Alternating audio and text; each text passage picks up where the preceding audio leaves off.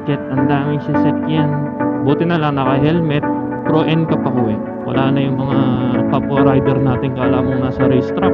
Ano na yung DA?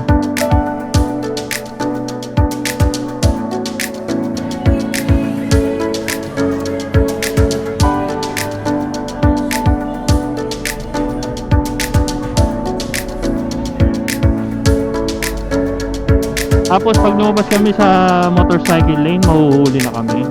Unfair, di ba?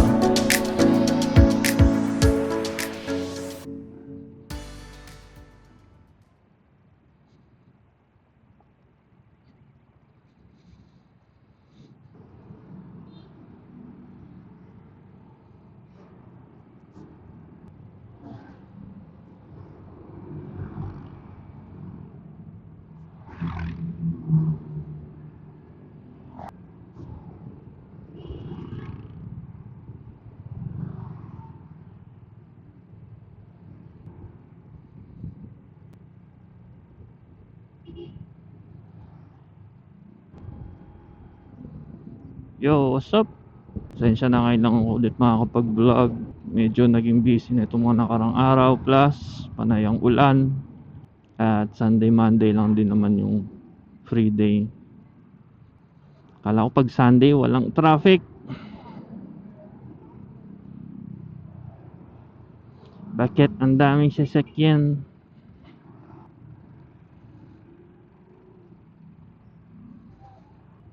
Isang maaraw at matraffic na Sunday.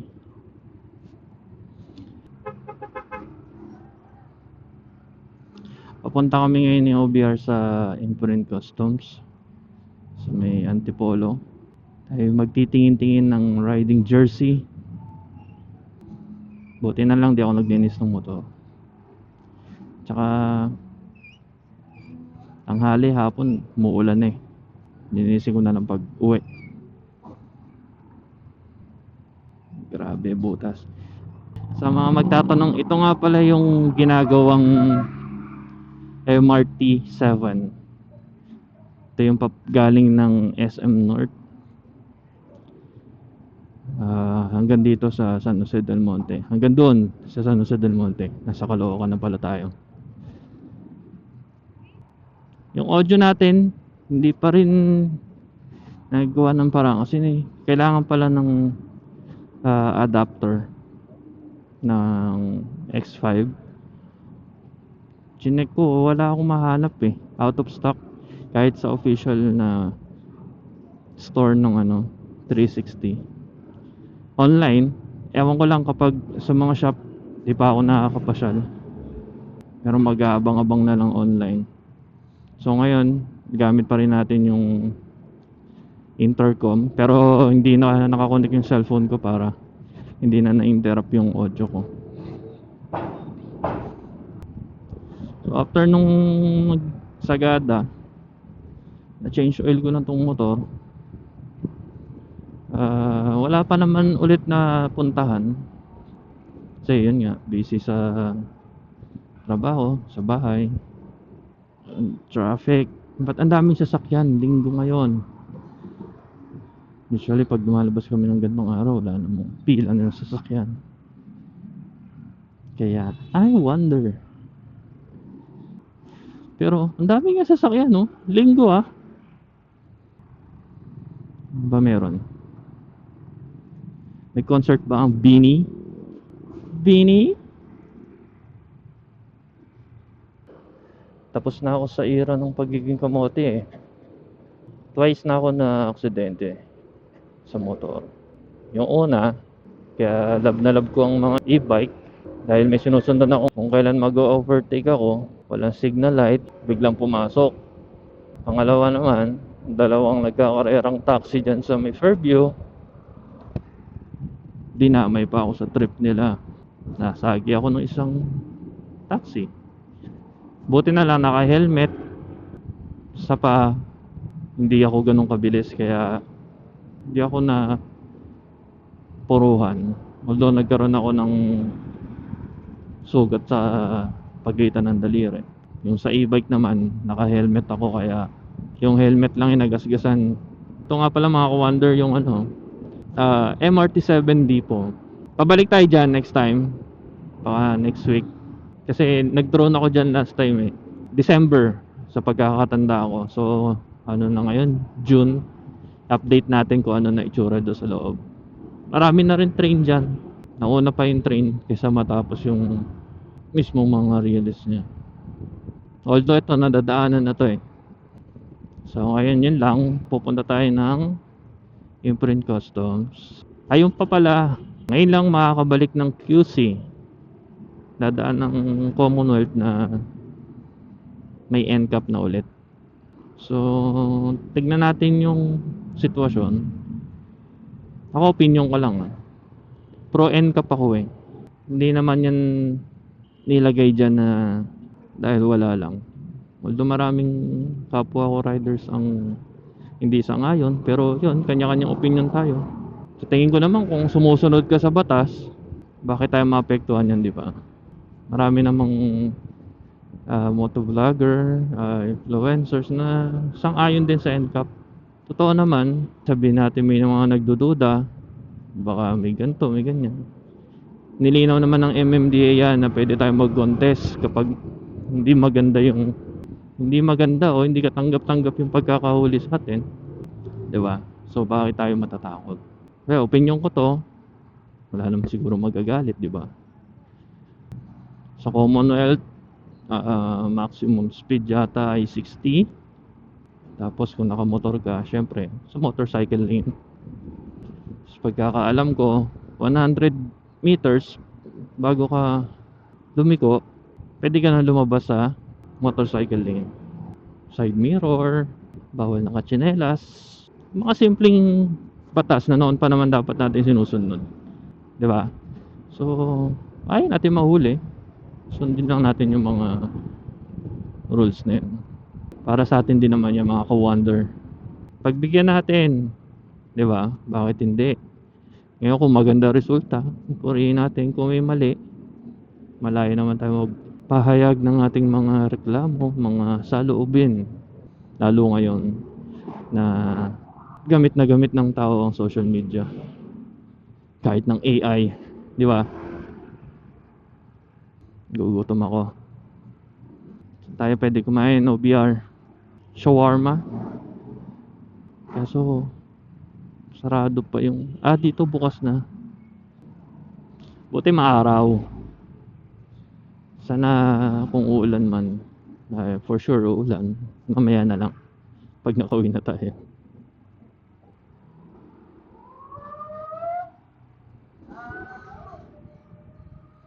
Grabe naman yung taho na yan naka megaphone nagulat ako dun Happy anniversary sa ating mga ka-ADV sa Honda ADV United Philippines. Shout out sa mga first time nanood sa akin. Baka pwede naman maglambing ng subscribe dyan, palike na rin, at baka samahan nyo pa ng comment kung may mga gusto kayong i-suggest. Kisimula pa lang ako, pangalawang vlog ko pa lang to, so sana mapagbigyan yung aking lambing. Sa mga kapwa ko nagmumotor, anong gamit yung kapote, raincoat, riding raincoat, kung may ganon. Maganda rin sana yung raincoat na merong reflectorize, kasi para kahit gabi madaling makita.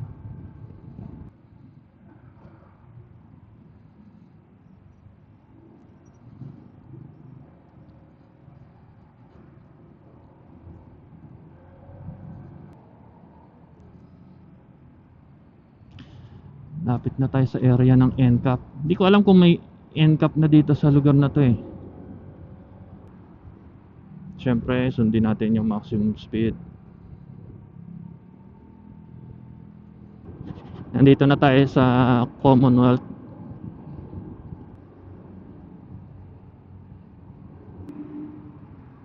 Nawala ang motorcycle lane. Sa part na to wala talagang motorcycle lane kasi may ginagawa silang MRT 7 station. para hindi maging abala. Dami pa rin di sumusunod sa motorcycle lane. Marami silang pera. Baka akala nila walang huli pag linggo.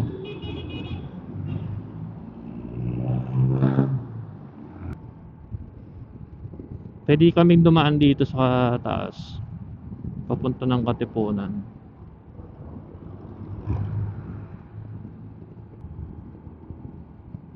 Eto, katulad nito mga ka-wonder, U-turn kami dyan. Hindi ko alam kung tama ba na 100 meters, pero kaya naman siguro ng 50 meters, di ba? Lumabas sa motorcycle lane. Wala na yung linya dito. Saan na yung motorcycle lane?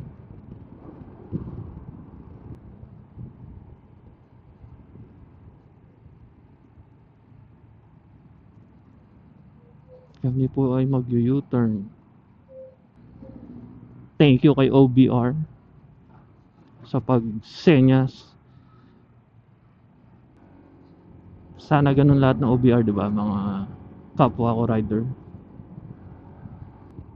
Speed limit, motorcycle lane. Di ba? Maganda naman ang resulta, oh. Oh. Wala na yung mga kapwa rider natin kala mong nasa racetrack.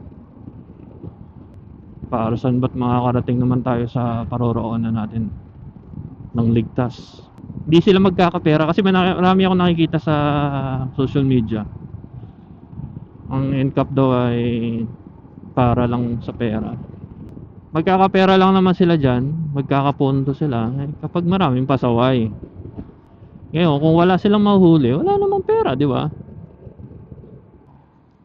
Alam nyo din yung mga batas. Sa bagay, bago ka magka-lisensya, dapat alam mo na yan eh.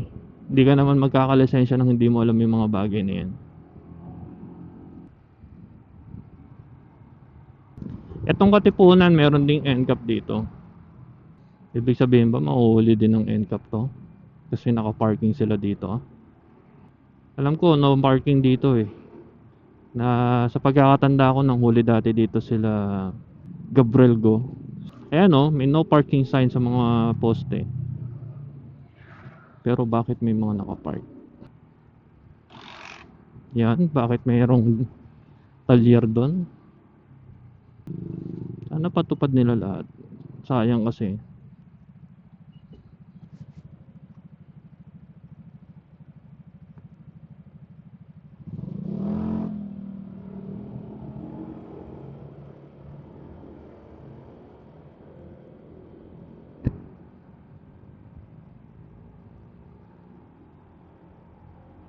Ganon din, speed limit 60 kph.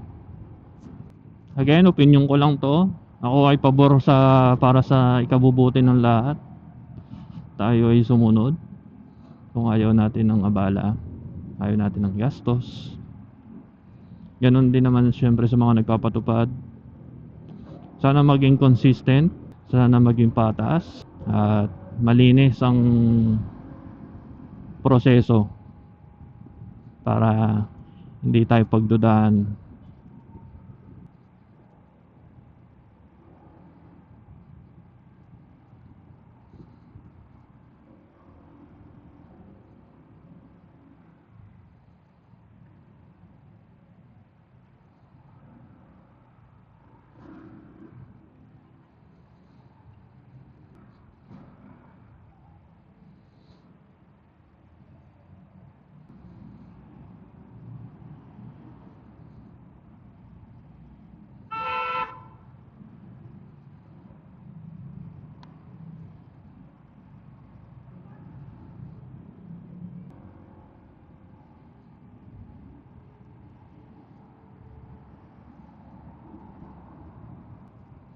Biglang nagbago ang panahon.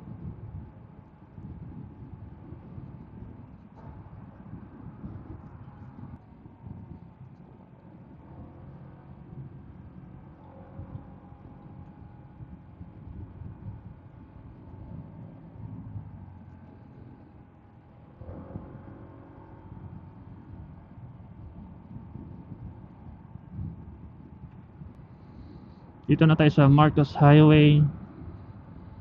Lapit na tayo.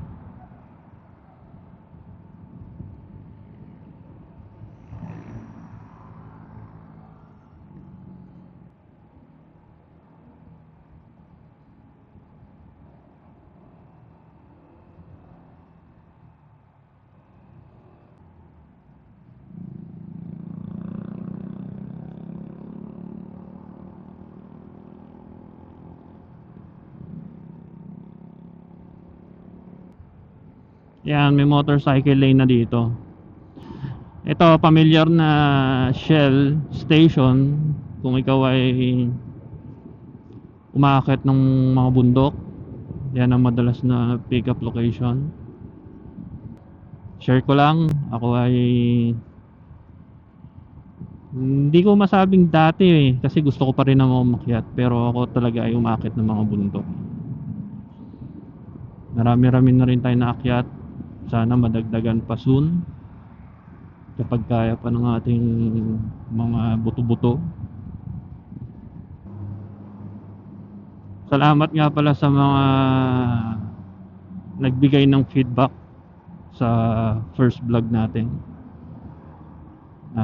Lahat po yun ay aking tinandaan at gagawin dahil alam ko naman na maganda yung mga suggestion nyo. Malapit na tayo.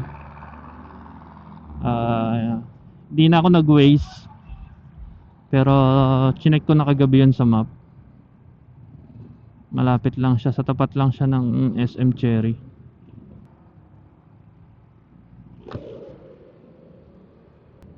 Imprint Customs. Dito na tayo, guys.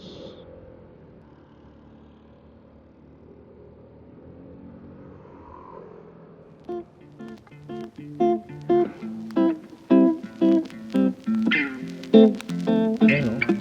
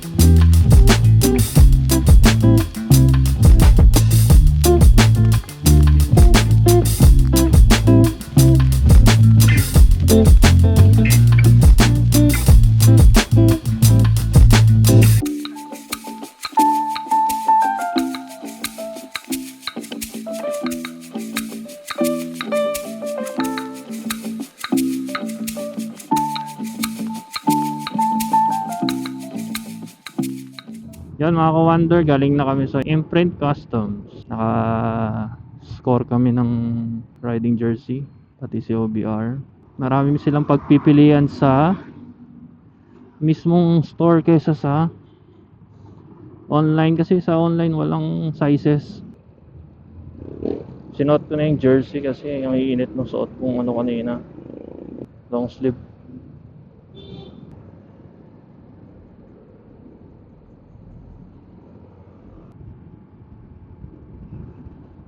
Kaya minsan mag-iisip ka, dami talagang pera ng mga Pilipino eh.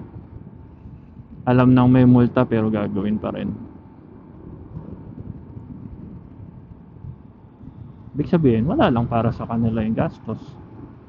Sana all. Wala nang laba-laba, suot agad. Hindi guys, presko. Hindi ka tulad kanina, pawis na pawis ako. Pwede naman kami dumaan doon sa Batasan, pero gusto ko talaga i-try itong Commonwealth ngayon dahil yan ang may init ang usapan tungkol dyan.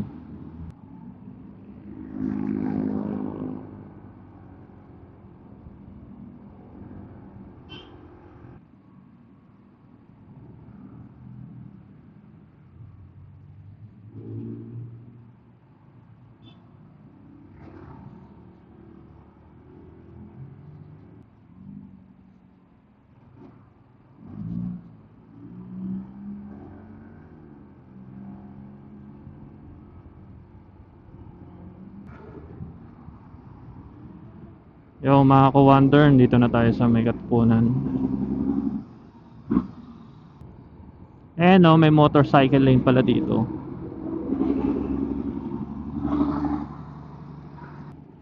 I-share ko lang guys, nagtrabaho ako dito sa may UP Town Center sa Macau Imperial Tea ng ilang buwan lang.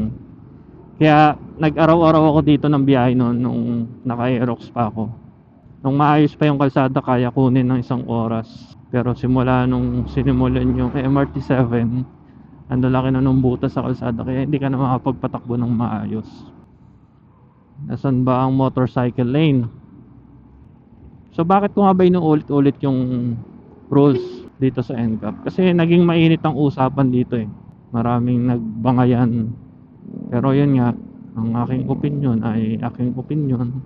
Sundin ang rules para hindi gumastos. Yun lang naman. Hindi tayo nagtatrabaho para ipambayad sa mga multa. Kaya mas mabuti na yung gawin na lang natin yung tama. Bala ko mag-drone dito sa may Commonwealth. Kaso makulimlim naman.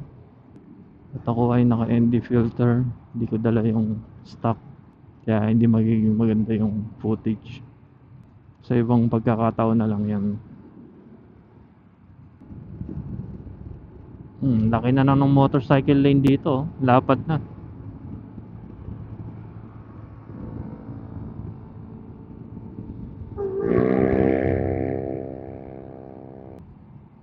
Tamang takbo lang pa uwi. Diba guys? Para mas marami pa tayong vlog. Nauulit-ulit ko pa rin yung guys. Masasanay din tayo. Isa yun sa feedback sa atin ng ating mga kaibigan. Bawasan ng guys at gamitin ng wonder. Masasanay din tayo. So far so good. Dahil linggo naman walang ganong sasakyan. Pero sa tingin ko maganda naman kung sumusunod lahat yun. Para masanay din tayo lahat na sumusunod, di ba? Magiging maganda rin yan katagalan. Kasi kapag lahat sumusunod na, madali na. Bigyan natin ng chance yung mga bagong batas, mga bagong pinapatupad sa kalsada.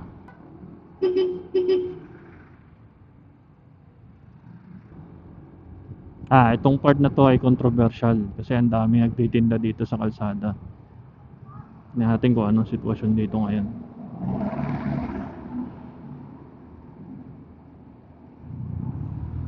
MMDA, ano na? Ano na, MMDA?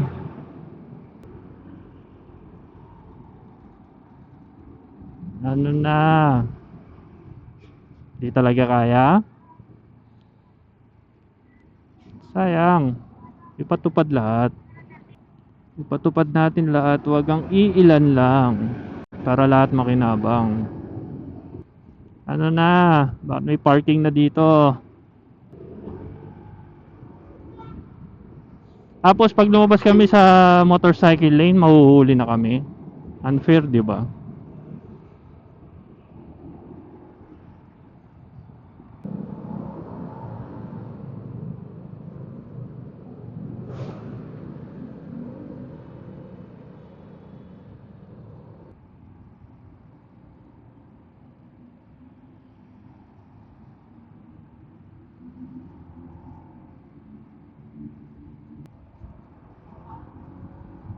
Nadaan daw kami sa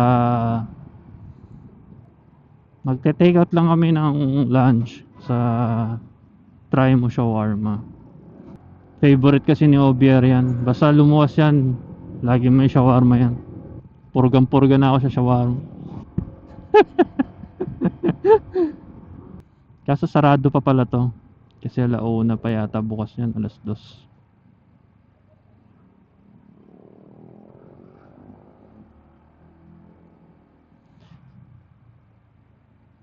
Kung magagawi kayo ng QC dito sa Lagro, try nyo yung shawarma dyan.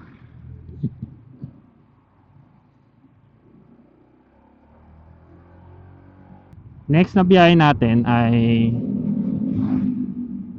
may kasama tayong mga kaibigan. Dadalawin namin yung dati namin katrabaho sa Dasma, Cavite. Ang aming malupit na kaibigan, ang dating maharot at maingay na kumpare, ngayon ay isa ng professional fighter na nagbibigay ng, okay, hindi ko pala pwedeng sabihin yun kasi next vlog pa nga pala eh. Baka wala na akong sabihin sa susunod eh. Dito kami dumadaan kapag mas mabilis na shortcut, mas mabilis na shortcut, mas mabilis na daan. Hindi na tayo dadaan ng SM Fairview, kaya mas mabilis talaga. Kasi bukod sa traffic doon ay maraming sirang kalsada. Saan nga ba sa Pilipinas walang sirang kalsada?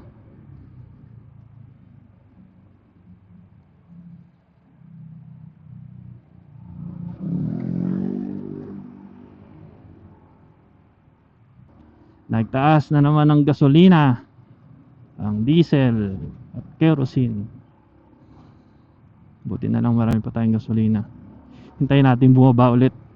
Sa bahay na lang kami kakain kasi pag uwi, papahinga lang ng konti. Ay nalabas kami ulit para bumili ng gamit pang school ng aming bunso na makulit.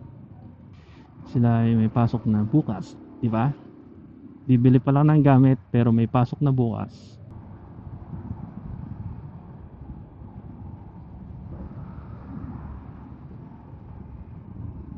Nilagpasan namin yung bus kasi napakabaho nung binubugan yung usok. Magkakasakit ka pag nababad ka doon sa likod ng bus na yun. Sobrang baho.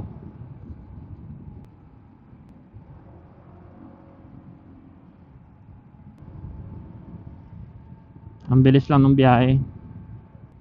Lalo na siguro kung doon kami dumaan sa Batasan.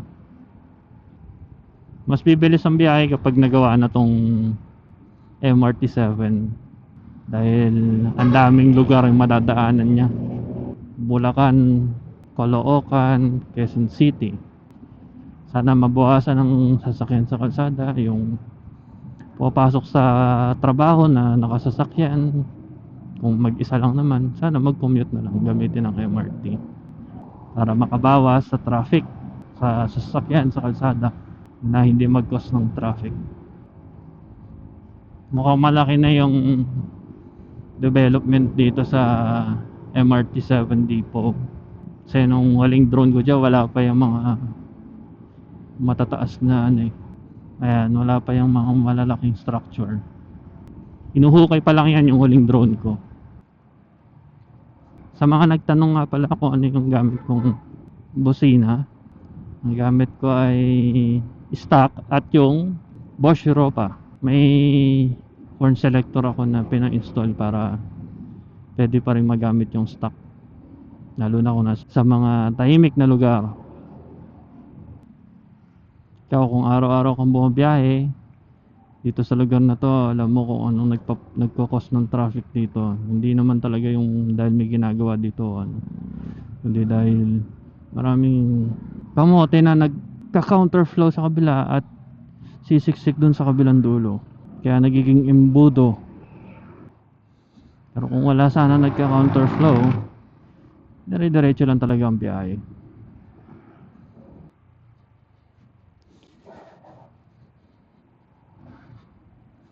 Kikita nyo ba yan guys?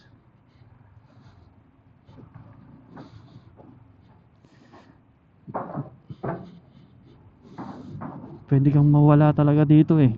Bigla ka na lang mawawala sa dami ng butas ng kalsada. Hanapin nyo na lang dyan yung mag-anak nyo sa mga butas na yan. Sabihin mo may takip pero hindi naman siya sure kung safe ba daanan.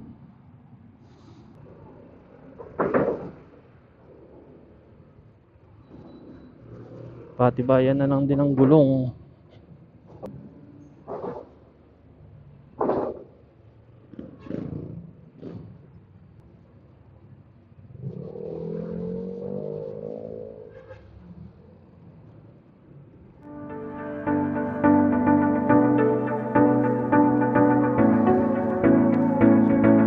So yun mga ka-wonder, nandito na kami sa San Jose del Monte. Dito ko na rin tatapusin ng vlog. Maraming salamat sa mga nag-subscribe, sa mga nag-comment at nag-PM ng kanilang suggestions. Nakita ko na maganda yung mga sinabi nyo para mag-improve ang ating vlog. Mga ka-wonder, salamat agad.